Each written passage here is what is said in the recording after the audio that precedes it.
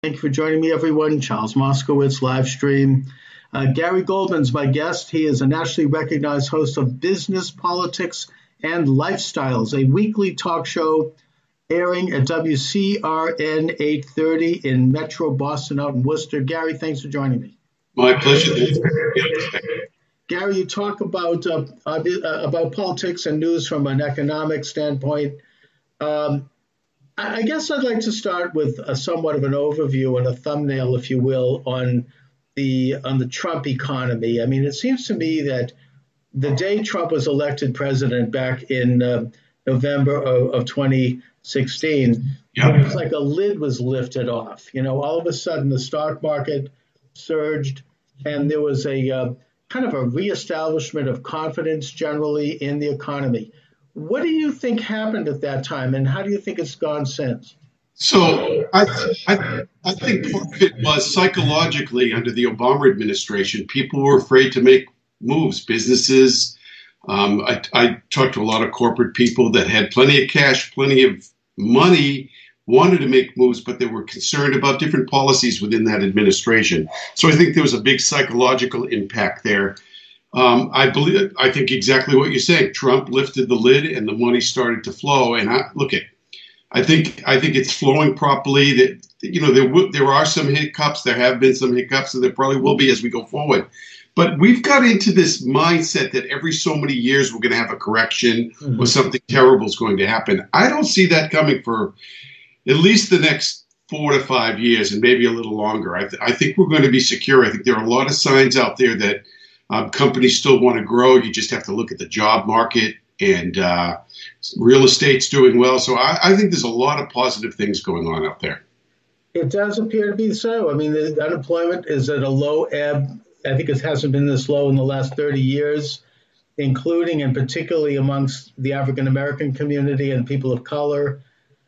You have a reduction in onerous regulations. It's not that he's against regulated business, but you know, there's a lot of redundancy and over-regulation that hurts the ability of small businessmen to invest and to grow. You have the tax cuts. You have trade policies that are controversial, but yet at the same time, I think that they seem to be bearing some fruit in terms of at least examining, if not ultimately attacking, the international trade deficit. So where are you on this whole business of the tariff policies and with China and European Union, et cetera?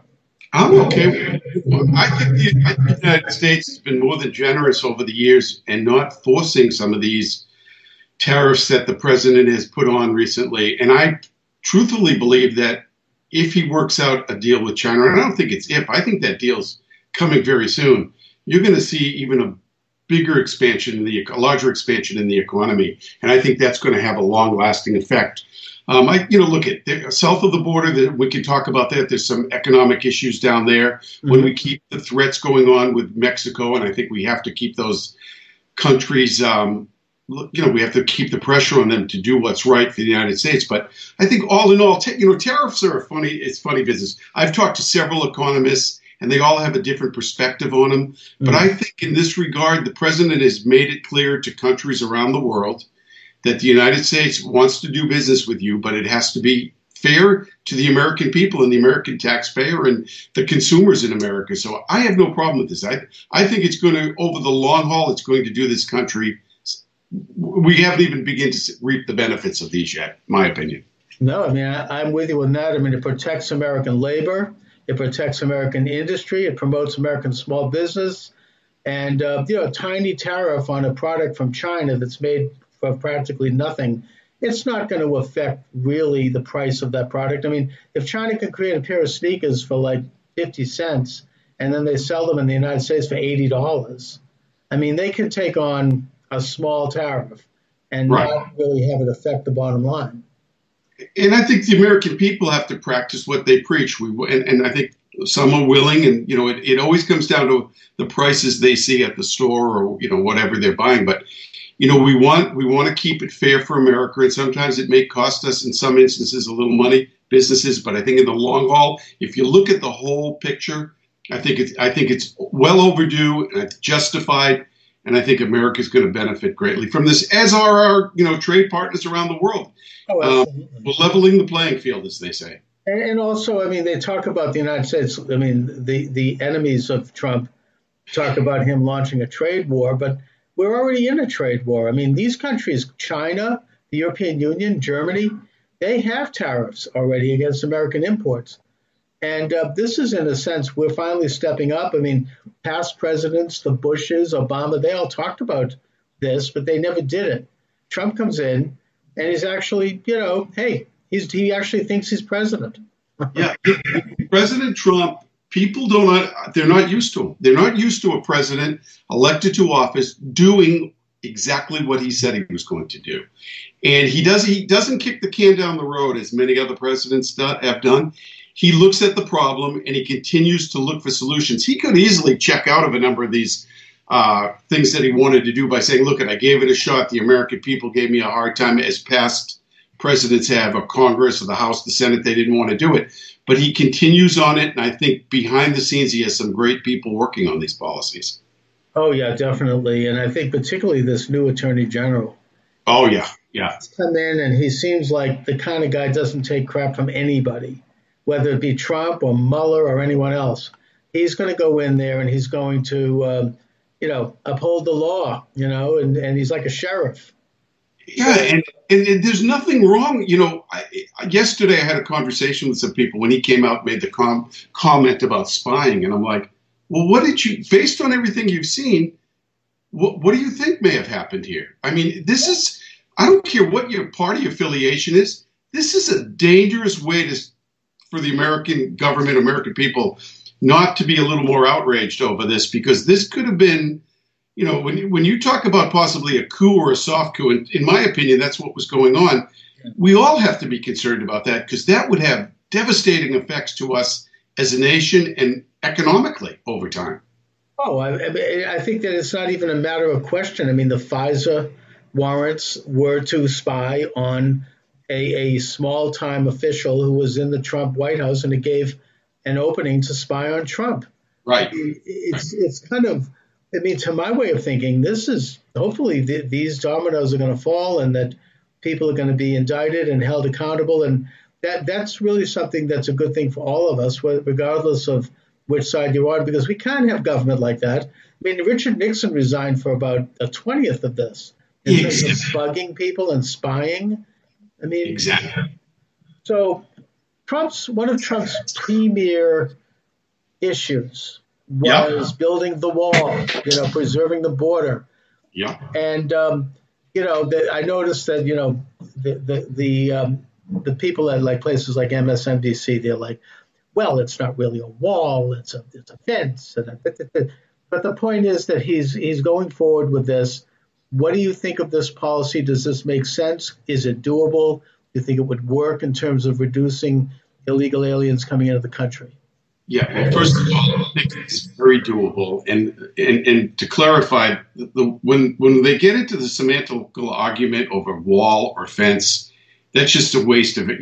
Those that want to have that argument to me is a waste of time. And, it's absolutely humorous. But there is a problem on the border. And I have had guest sheriff. I had a sheriff last week on the show, Sheriff Lamb from Arizona. He's with the president all the time. And he tells us when he comes onto the show, the real problems that he's facing on the border.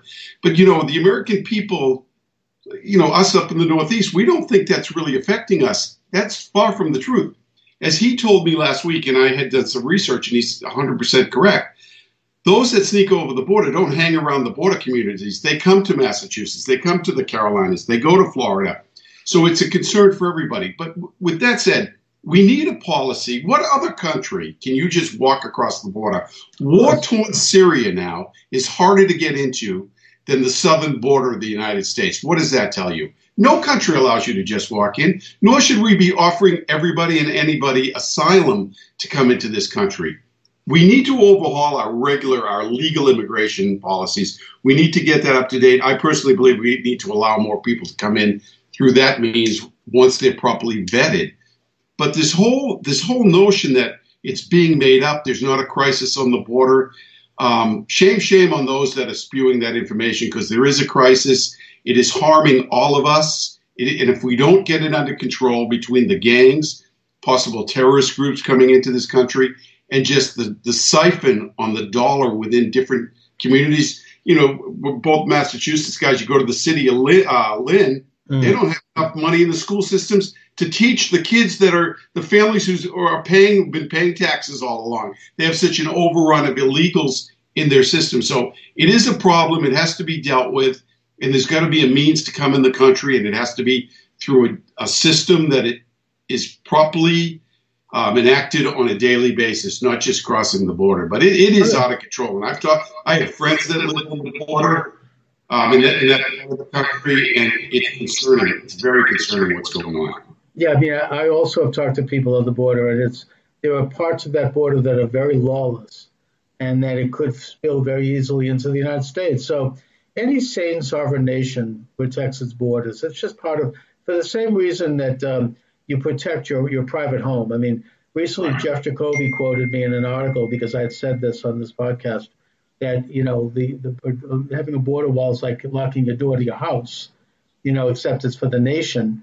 And that you do it because you want to protect yourself, not because someone's necessarily going to break in. And I've said to my viewers and listeners that I'll bet you your car out in the driveway has a locked door. It's just obvious. I mean, animals understand this. Try to invade the space of a dog, see what happens. I mean, it's natural that you protect, your own borders. And as such, we set up nations to protect our national borders. So I think that people at some good level understand this, even if they don't admit it. And they look beyond this kind of atrocity propaganda that's put out by Trump's enemies. Yeah. There's something somehow mean about doing this.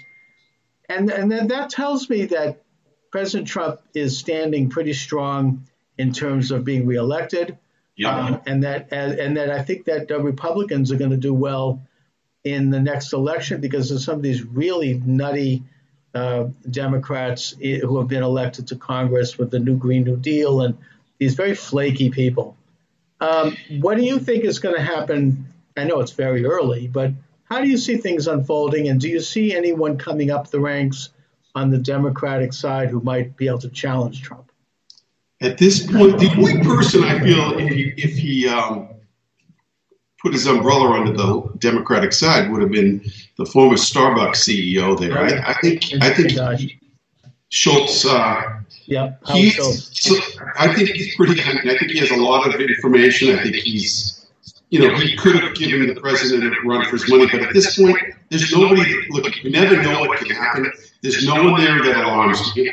And if the president keeps doing what he's doing and keeping the promises that he kept and try to keep America safe, and I agree with something else you said. I think people are coming around when it comes to this issue and other issues. They're sort of a little tired of listening to the bias of some of the mainstream media. So if he keeps it on, steady and straight, doesn't do anything totally outrageous, I think he should not have a difficult time being reelected. Nor should we see maybe I think we're back to the House and Senate by the Republicans. I think some of what's going on in the Democratic Party, to me, is absolutely some of the young freshmen and Congress people are very scary.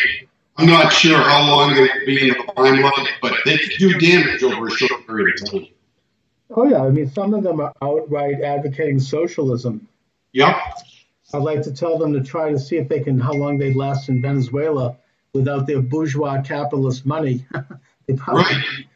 Right. And I think Venezuela couldn't have, I feel bad with what's going on in Venezuela. I think we need to step up the pressure to get that resolved down there. And I think probably this administration is. But it couldn't have happened for a better time for the American people to see what happens to people when they go down that road of socialism.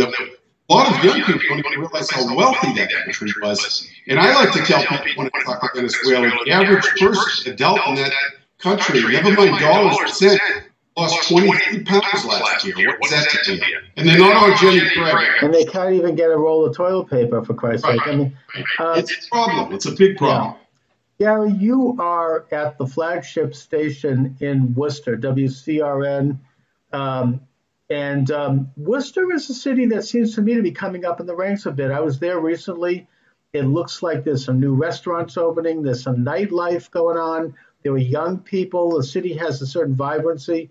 Union Station is a beautiful building. Absolutely. And it looks like it's having some renovations. I think it was originally dedicated by Ulysses Grant, I believe, or was it Cleveland?